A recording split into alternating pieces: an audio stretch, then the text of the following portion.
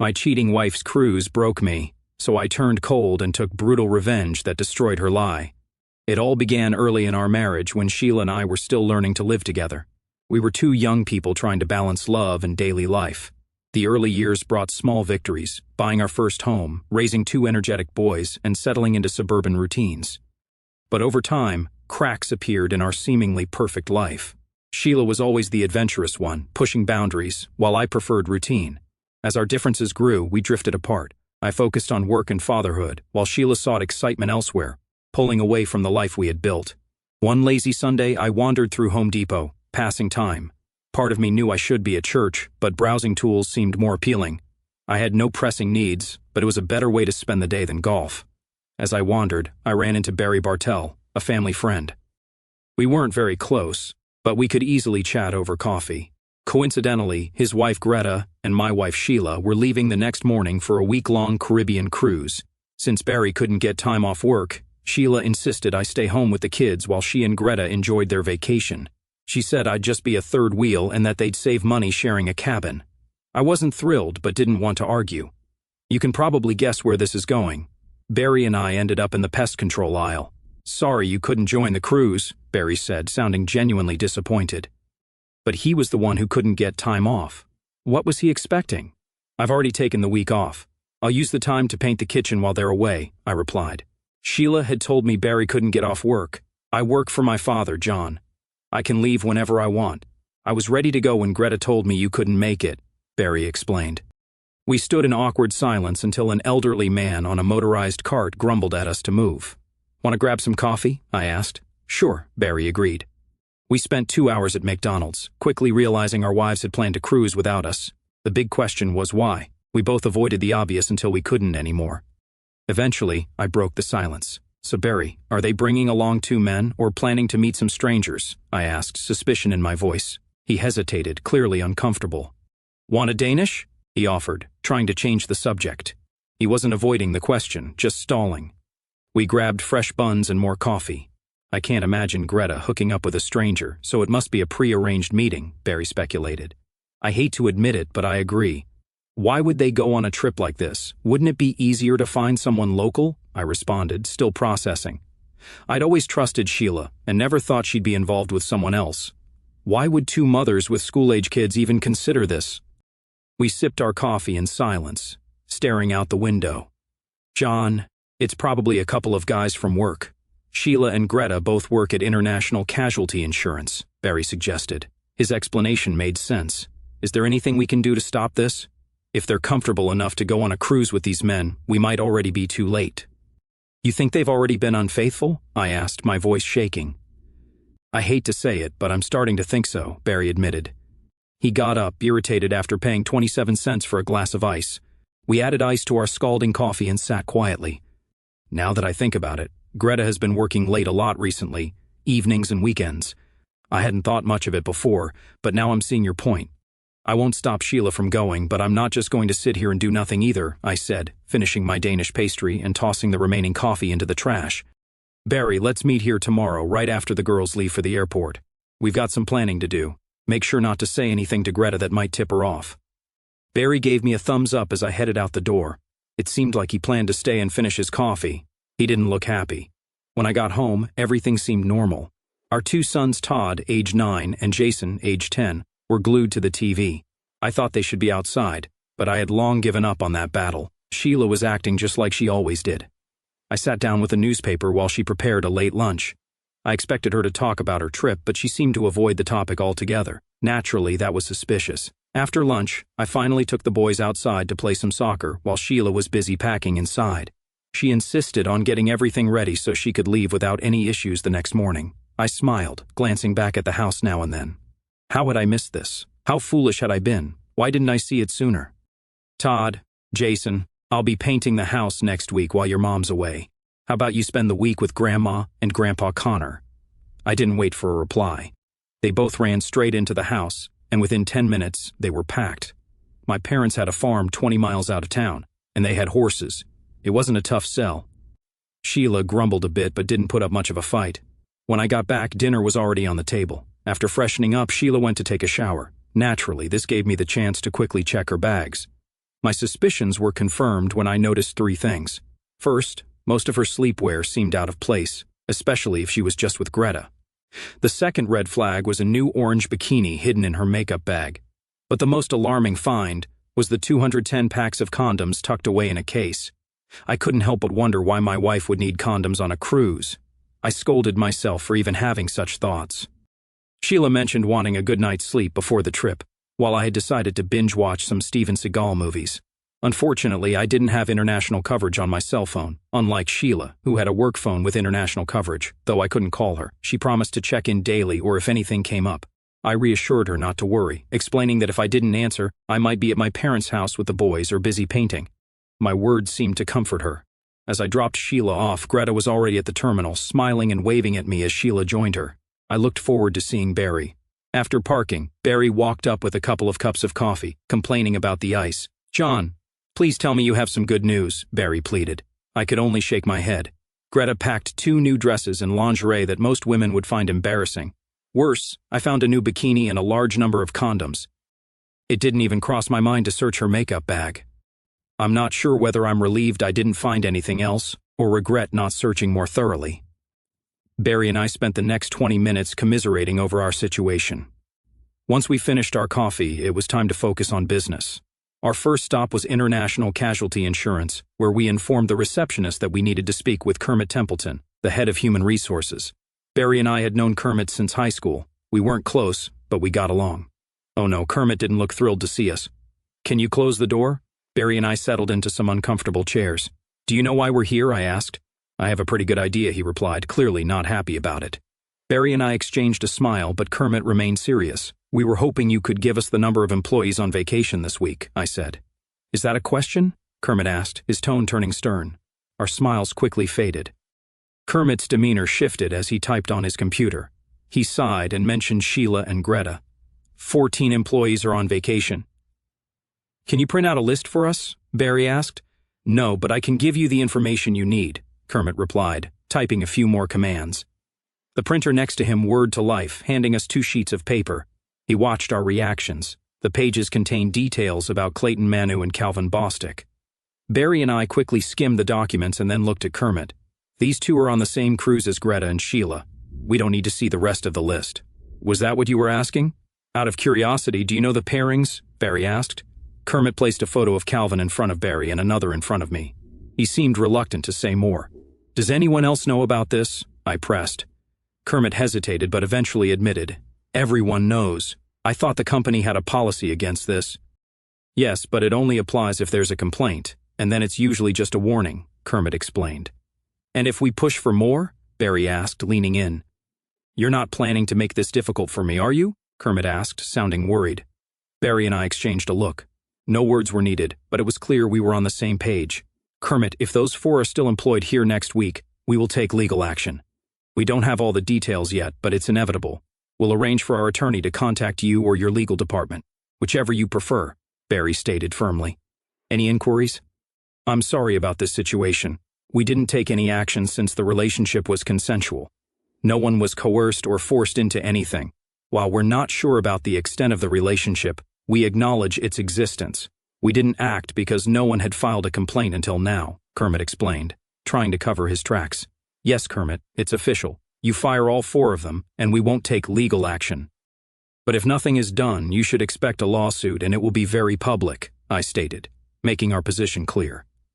Barry and I stood firm. Before leaving, we shook hands with Kermit. As we walked out through the main entrance, Barry glanced at me. "So, what's our next move?" "I think we should see the lawyer first. Then we can grab lunch and head to the local travel agency," I suggested. As we parked and headed toward the lawyer's office, Barry suddenly stopped. I looked at him and shrugged. "What's up?" "John, what exactly are we going to ask the lawyer to do for us?" he asked, looking worried. "What do you mean?" I replied, confused. "Well, I think once we walk through that door, it'll cost us a lot, and all we'll end up with is a lighter wallet. We'll get divorced, we'll be free from those cheating women, but think about it, we'll be stuck paying alimony, still making mortgage payments, losing custody of the kids, and then paying child support. All the bills will fall on us, and the court will probably make us keep them on credit cards and cell phones. By the time it's over, we'll also be financing our kids' college education. And what do we get out of it? Nothing, as far as I can see. Why would anyone in their right mind want a divorce? The only reason I can think of is to stay connected with their kids. That's the whole trade-off. Damn it, Barry, I love my kids. I don't want to lose them. I get it. I'd be devastated if I couldn't see my daughters again. But I don't want to be financially ruined just because my wife was unfaithful. After what's happened, the fairest thing would be for us to get custody and hold them accountable, but that seems unlikely, Barry replied, clearly sharing my concerns. It feels like we're being forced into a corner, I said, feeling trapped.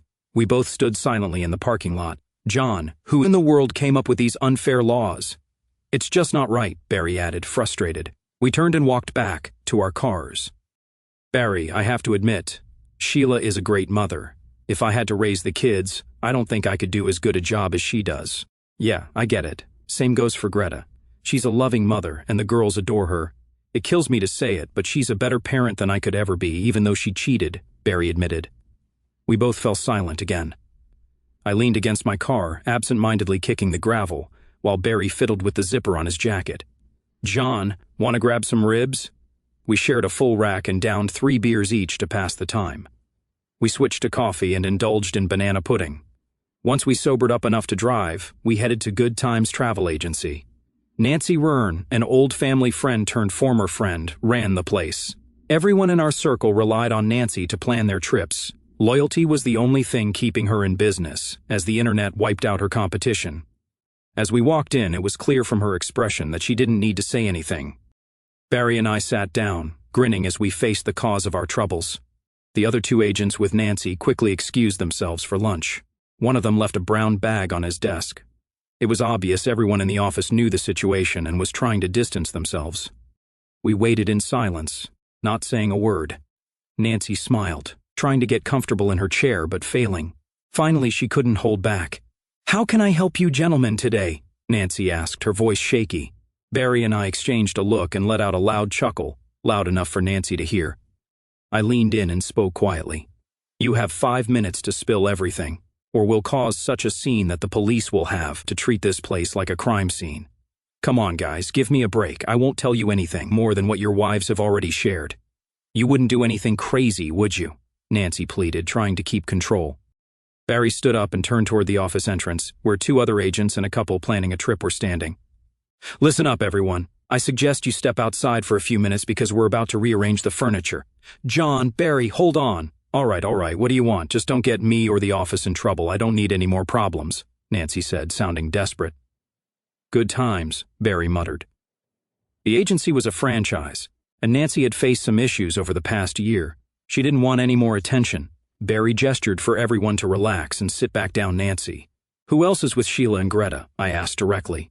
"John, there are over 1,000 people on that ship." "You know what I mean," Nancy replied, trying to dodge the question. "Nancy, who else from International Casualty is on the ship?" I pressed, my patience thinning. "I can't tell you that," she said firmly. "Nancy, what rooms are Sheila and Greta in?" Barry asked, his voice calm but insistent.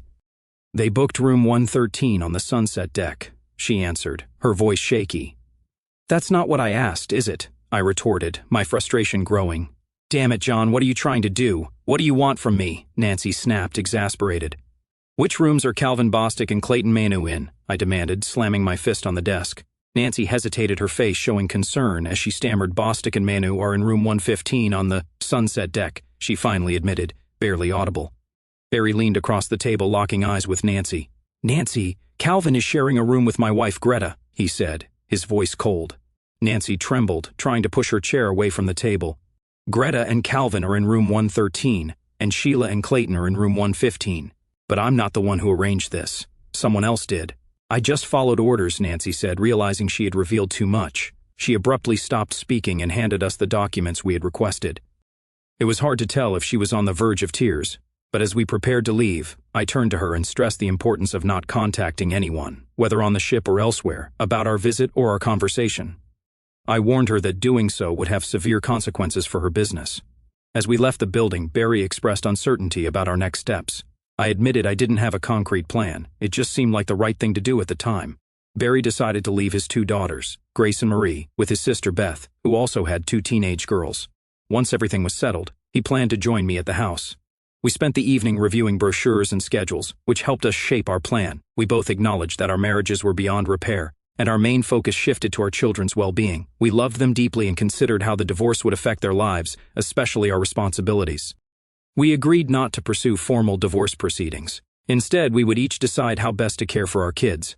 I hoped that once things settled, I could arrange to live with Sheila and the kids, ensuring their basic needs were met without financially supporting Sheila. This would take careful planning. If everything worked out, I planned to cover their college expenses as well. That evening, we needed to address the immediate issues. Thankfully, the cruise ship offered free Wi-Fi. Barry planned to bring his laptop and download all our friends, relatives, and coworkers' contact information, including addresses, phone numbers, and email addresses. Handling cell phones would be tricky, but we decided to tackle that later. The cruise ship was scheduled to arrive in Montego Bay on Wednesday morning. We found an affordable sightseeing flight that would get us there by 7 o'clock in the morning that day. Booking a room for the cruise's duration turned out to be easier than expected, and it took less than an hour to arrange a flight to Jamaica and secure a return room reservation. Sheila left a message saying they had settled into their cabin without issues and were already at sea. She asked me to let Barry know that Greta was also on board. The evening was just beginning, and we were nearly ready to go. We planned to spend the next day organizing our financial and personal matters, such as bank accounts, bills, credit cards, and belongings. I intended to move all my things to my parents' house for safekeeping, while Barry's brother would take care of his. Fortunately, a colleague from work allowed us to park our cars at his place and gave us a ride to the airport. Although leaving at midnight wasn't ideal, it was necessary. The airport was just a short taxi ride from the cruise ship parking lot. We watched as the sun set behind the market stalls. We only had 2 carry-on bags and Barry's laptop with us. We didn't plan on dressing up, so we packed just the essentials. About 10 minutes later, people began disembarking from the ship. Some headed to the town center, while most made their way to the waiting tour buses in an orderly manner. Everything seemed well coordinated, as if it had been done countless times before. Sheila and Greta walked down the walkway with wide smiles on their faces. The 2 men behind them looked just as pleased, holding hands with our wives. It was clear that these men were Clayton and Calvin. They were attractive, maybe a few years younger than Barry and me, but didn't have the rough, masculine look one might expect. We observed them from our small stools until they all boarded the bus to Dunn's River Falls. Barry greeted the ticket collector with a wave, exchanged a few words with the driver, and then approached us. Jamaicans are known for their bargaining skills, and it took about 5 minutes and $200 to get him to agree to help us. Identifying Sheila and Greta to our new acquaintance was easy, and he happily agreed to take as many photos as possible of the 2 couples at the falls. When we asked for some slightly more daring pictures, he grinned and gave us a thumbs up. The bus was due back at 3 o'clock in the afternoon, and we assured him we would be waiting with the agreed payment. He smiled again, carefully emphasizing the quality of his camera and winking. We realized he wanted an extra $200, far more than the value of a $40 camera. After the buses departed, we boarded to settle into our room. For an additional $100, the accommodating clerk registered us under the names Bob Jones and James Moore. If all went well, we would remain incognito for the rest of the cruise. We quickly grabbed some sandwiches and spent the day getting familiar with the ship's layout. Within a couple of hours, we had memorized all the stairs, elevators, and passageways.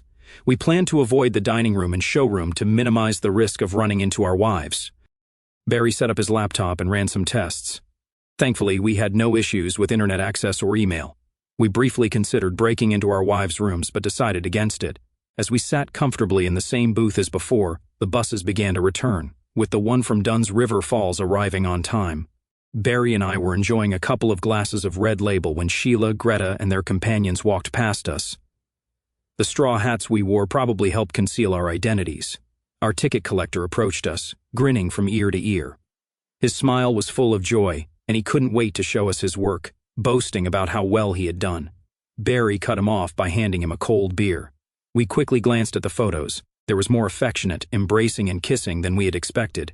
I handed him $200 and another for the driver. We waited a few more minutes to ensure our wives had left the boarding area, then headed back to our cabin. We had a busy evening ahead, but first, we needed to figure out how to discreetly have dinner. The cabin featured a balcony that provided a view of the entrance to the main dining room. Barry and I settled into comfortable seats where we could observe the passengers lining up for dinner. We speculated that our wives would likely opt for an early dinner to allow more time for evening activities like dancing and entertainment. It didn't take long before the 4 of them arrived and joined the line. The couples walked hand in hand, appearing as though they were married. Barry gave me a puzzled look as I stood up and made a quick call from the service phone. Within 30 seconds, I returned with a grin on my face. Just as the couples were about to be seated, an announcement rang out. "Attention, Barry Bartell, please join your party on the Leo deck." Barry Bartell. The announcement wasn't overly loud or intrusive, but it was clear enough for everyone to hear. Greta immediately turned her head as if there was a speaker directly in front of her. She stepped aside to let the next group of diners pass by. Greta and Sheila engaged in an animated conversation while Clayton and Calvin stood patiently to the side. Suddenly, Greta pulled out her phone and dialed a number from her speed dial.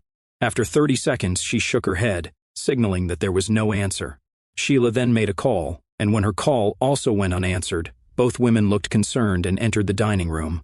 "John, that was brilliant. I'd love to have heard their conversation during that meal, even if it did seem a bit childish," Barry said with a chuckle.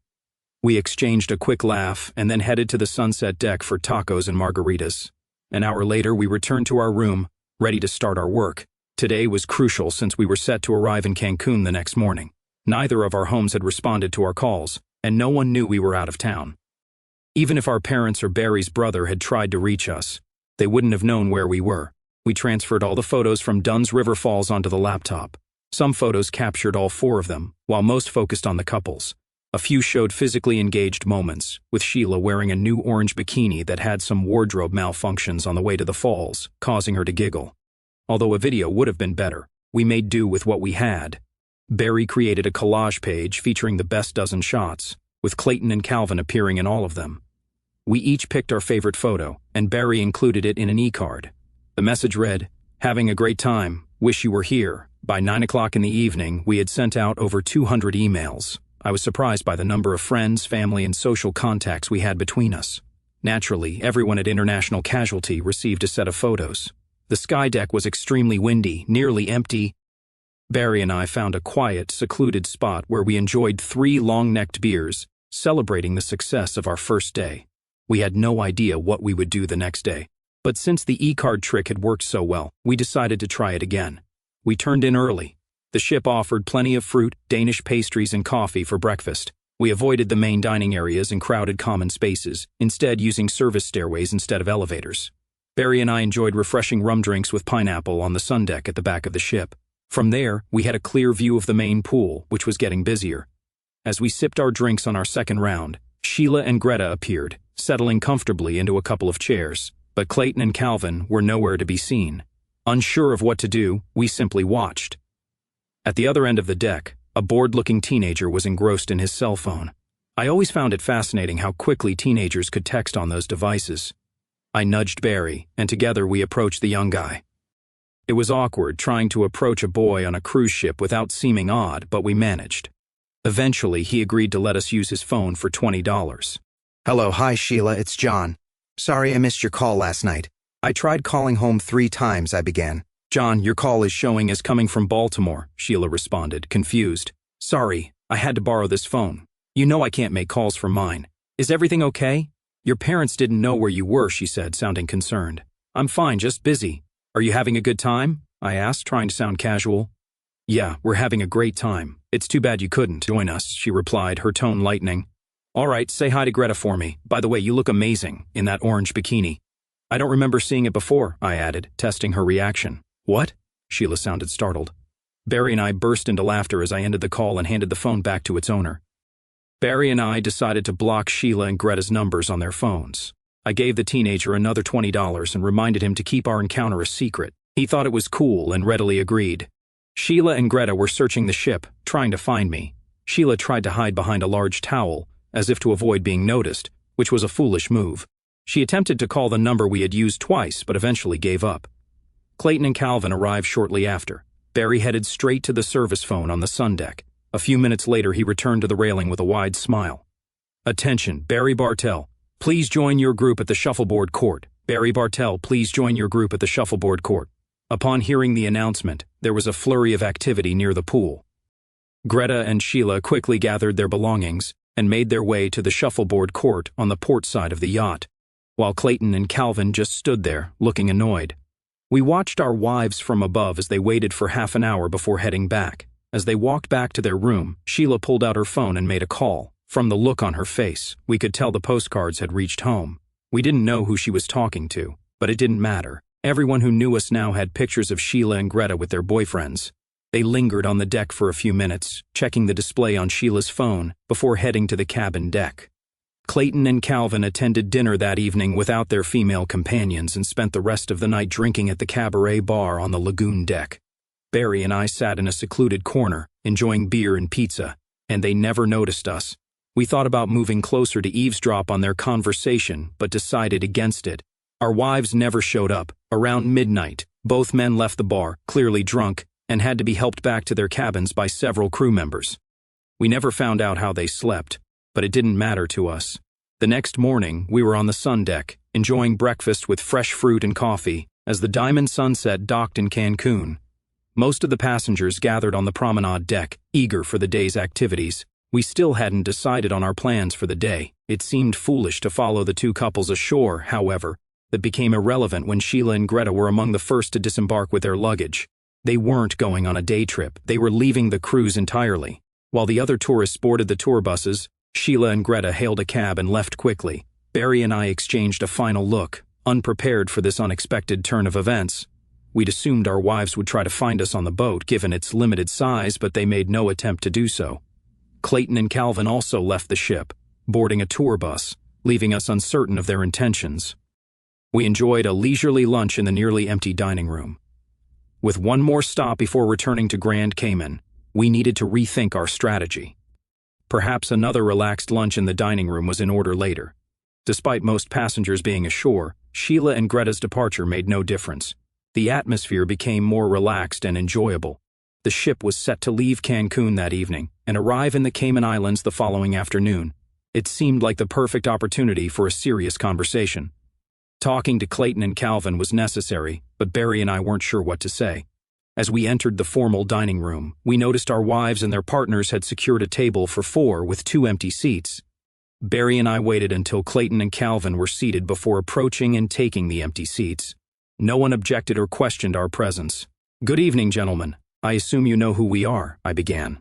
Calvin gave a slight nod, while Clayton's expression showed his displeasure at our arrival. Calvin appeared uneasy and unsure, while Clayton was visibly irritated. "Gentlemen, Mr. Bartell and I won't be joining you for dinner. With only 3 days left on the cruise, we thought it wise to advise you to be cautious."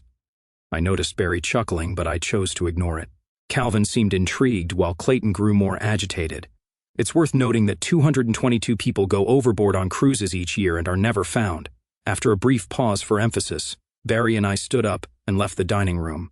We could hear Calvin talking as we walked away, but we couldn't make out his words.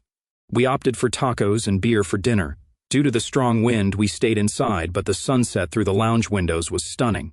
"Well, John, that was quite the scene. I'm not entirely sure what you were aiming for, but you definitely got their attention," Barry remarked, still amused. "I'm not sure either. Let's regroup tomorrow and figure out our next move," I suggested. Unfortunately, things didn't go as planned. "Gentlemen, I am Mr. Sorensen. May I have a moment of your time?" Barry and I turned to face the imposing Nordic crewman who had approached us, with 2 crew members standing silently nearby. I glanced at Barry, and we exchanged smiles before nodding at this figure of authority. "Am I speaking to Mr. Jones and Mr. Moore, or to Mr. Bartell and Mr. Connor?" Sorensen asked. "Bartell and Connor," I replied, seeing no point in hiding our identities. "Some passengers reported that you threatened to throw them overboard. Can you explain their accusations?" Sorensen inquired. "No, we didn't threaten them. We simply mentioned some statistics about maritime accidents. In fact, we advised them to be careful," I clarified. "It was a subtle threat, and you both know it," Sorensen countered. "Why would we do something like that?" Barry asked, feigning innocence. Sorensen gestured toward a quiet corner, and we followed. "Gentlemen, did you threaten Mr. Bostic and Mr. Manu?" Barry and I exchanged glances and seemed to come to an agreement. "Yes. Though it wasn't phrased as a threat, our words were intended that way," I admitted. "Was there a specific reason for that implied threat?" Sorensen asked, now serious. "Absolutely, and you played a part in that reason," I replied. Sorensen's expression suggested he was expecting a fuller explanation. "Mr. Sorensen, Nordic Cruise Lines arranged for these 2 men to share cabins with our wives for the week Mr. Bostic was with Mrs. Bartell, while Mr. Manu shared a stateroom with my wife. It appears Nordic Cruise Lines is hosting a cruise with entertainment at sea for married women seeking to spend time with their lovers. While I understand that you are likely legally protected from such situations, this feels incredibly distressing to me. Mr. Connor, I understand your frustration with your wife's actions, but surely you don't believe that the cruise line endorses or supports such behavior. We pride ourselves on being a family-oriented company and are committed to maintaining that reputation, Sorensen responded, attempting to calm the situation. Barry and I stayed silent in response to Sorensen's questions. Although we had plenty to say, we chose to keep quiet. We leaned back in our chairs, exchanged smiles, and watched as Sorensen, though slightly flustered, maintained control of the conversation. Regrettably, we'll need to report this matter to the proper authorities. They may have questions for you, he stated. Which authorities? Aren't you the authority in this situation? I asked, pushing back. Mr. Connor, Mr. Bartell, I kindly request that you avoid any further interactions with Mr. Manu and Mr. Bostic for the remainder of the cruise. Can you assure me that there will be no disturbances before we reach Miami? Sorensen asked, his tone firm. Barry and I nodded, smiling as we agreed. The group left, and we found ourselves alone in the room. We spent the evening drafting emails to various media outlets, embellishing details and including photos we knew wouldn't be published. The next morning, we enjoyed a hearty breakfast in the dining area. Clayton and Calvin were nowhere to be seen. Later, as the ship docked at the Grand Cayman Islands, we walked by their cabins and noticed the breakfast dishes left outside their doors. We saw Calvin disembark with his luggage, bidding farewell to the ship, leaving his mate behind. Barry and I decided to spend the day on land. Even though there wasn't much to see, we had a great time swimming with manta rays, the only activity on the trip not motivated by revenge. In the evening, we enjoyed another satisfying dinner. Clayton was still missing. I briefly considered that he might have left the ship after us, but I doubted it. Barry had received more than 30 email responses to the postcard we sent out. Most were lighthearted and filled with laughter, but a few criticized our actions as despicable. We were pleased to see that our message had reached its intended audience. Friends and acquaintances found it amusing, but our family members were not pleased. Sheila had not sent any messages. Since we were returning home the next day, we made sure to fully charge our phones before bed. We also sent out 32 press releases, even though we had no idea how to properly prepare or distribute them. Among those, we sent 2 to Piccolo World Tours, the company that owns the Good Times travel agency franchise. We may have gone a bit too far, accusing Nancy Rern of organizing trips for married housewives to have romantic escapades with their boyfriends, but we felt she deserved it. The rest of the story ended up in newspapers and on TV expose shows. Hopefully, we'd get some sort of response. It had been a good day, and we slept well that night. The next morning, we had breakfast on the Leo deck. After we finished, Barry turned on his phone. I had one missed call from my father. We each made our first call since the trip began. Dad, it's John. I saw you tried to reach me. What's going on? Well, son, I assume you know more about this than I do. All I know is Sheila arrived on Wednesday and took the kids with her. You asked me not to let her take them, but I couldn't stop it. I later went into the house, but she was gone. The front door was unlocked, so I went in and looked around. Most of her clothes and the kids' clothes were gone. It looked like she left in a hurry. She didn't say where she was going. Jason seemed upset about leaving, but I heard her mention something about Noble's Grove, which seemed to cheer him up. Sheila's sister Loretta lives in Mount Carmel. That's probably where she went. I'll try to find her number and give her a call. John, we got the postcard with the photos. Can you explain what's going on? I think it's pretty clear, Dad. Sheila decided to go on a cruise with a former colleague and left me to care for the kids while she spent time with another man. What do you want me to do, Dad? Did you lock up the house? Yes, I did. That's all I could think of. Barry and I hadn't planned on going home immediately, but the situation had changed. I decided that Sheila should stay in the house with the kids. I had no idea why she left. What are your plans? I asked. I'm not sure, but I think I'll see you in a day or so. I'll keep you posted. Thanks for calling, I replied. I went to pour myself a cup of coffee as Barry continued his call. He looked unhappy. We had both assumed our wives would be returning home to the kids, and we planned to live elsewhere for a few months while we figured things out. We were considering seeking work in the Pensacola area. Barry returned with a disappointed look on his face. He grabbed a Danish pastry from the buffet and settled into the Shaw's lounge opposite me. Wow, you look as thrilled as I am, I commented. Barry forced a weak smile. John, she's gone. Greta left and didn't take the kids. She left them with my sister. What? She left the kids? What did she say? Beth said she didn't say much. She thanked Beth for watching them and talked to the girls for a few minutes. Beth mentioned her car was packed with clothes. I don't know how she found out I left the kids there. She left alone. What about the house? Beth's husband said no one was there. All the furniture and stuff are still there, but Greta is gone. He didn't go inside, but I assume all her clothes are gone. My situation didn't go as planned either.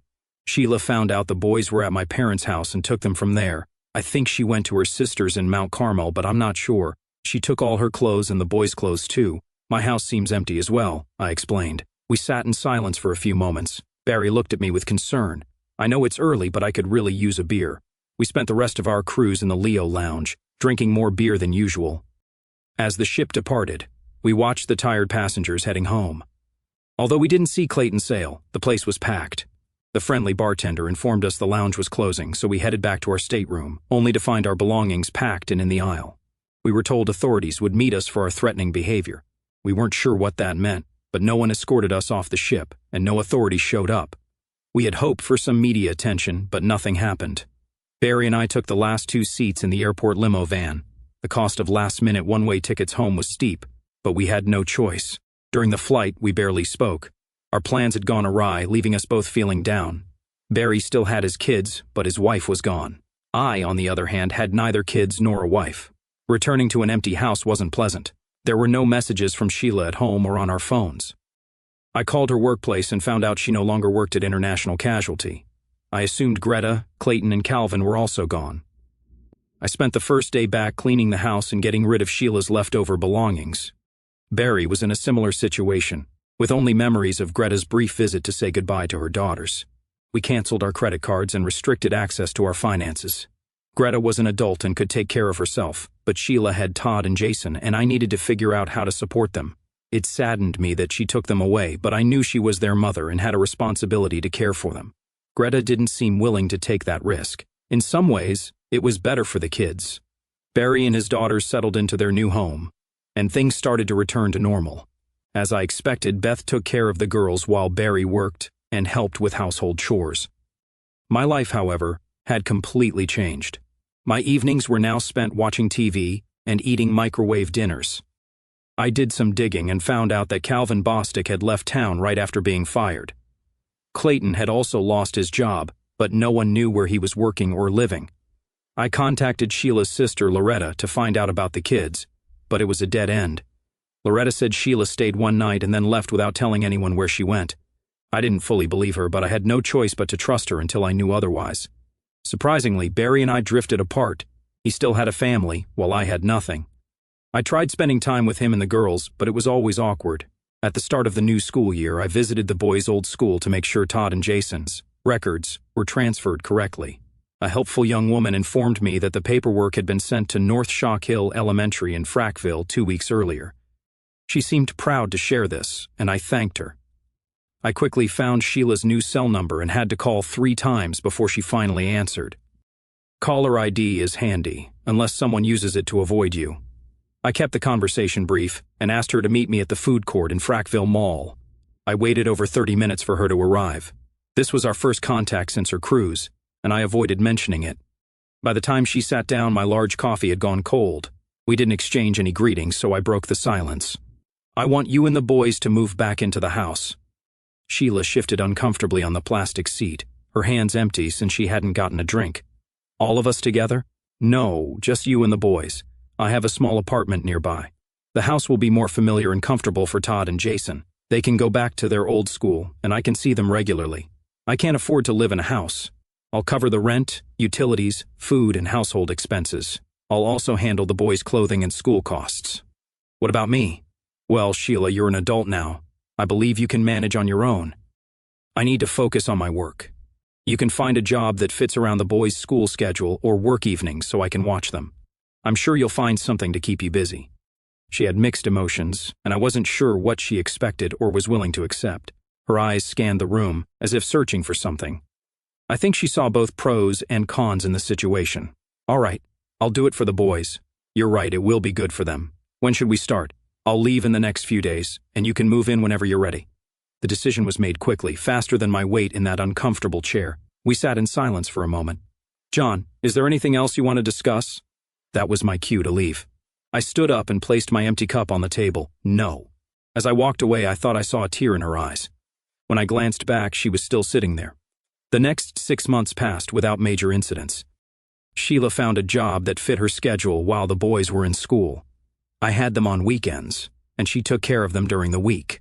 Barry received divorce papers from Greta in Nevada, and his daughters were living with him, seemingly doing well with help from his sister and mother. Work was going better than expected, but to advance, I would need to relocate. Given the circumstances, I was hesitant. As Christmas approached, everything fell apart.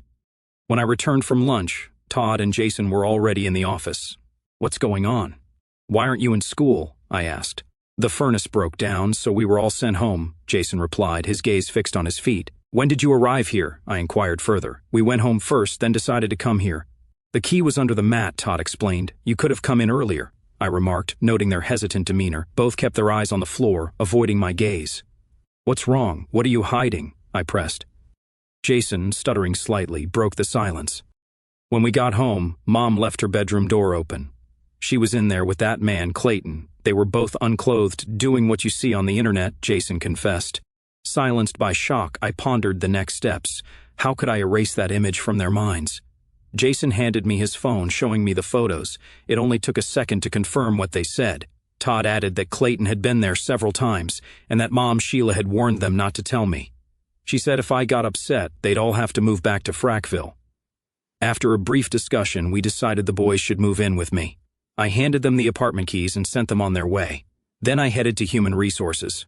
North Dakota might not be a vacation spot, but there was an immediate job opening, and I was ready. After sorting out finances, I returned to the house. It was empty, likely because Sheila was at work. The unmade bed hinted she had been home for an afternoon nap. Just as I finished packing the boys' belongings, Sheila walked in. "John, what's going on? I thought we had an agreement." "Where are you taking everything?" she demanded. "The agreement is off, Sheila. The boys and I are leaving. You can yell all you want, but it won't change anything," I declared firmly. "You can't take my boys, John. I won't allow it, and the courts won't either," she protested. "I'm taking them. If you want them back, go to court and explain everything," I responded calmly. "What are you talking about?" she asked, smirking with her hands on her hips. I placed the last bag down and faced her squarely. "What did you have for lunch today, Sheila?" I asked. "What does that matter? Why do you care?" she retorted, still confident. "By the way, the furnace at school broke today," I mentioned casually. "I'm not following," she confessed, puzzled.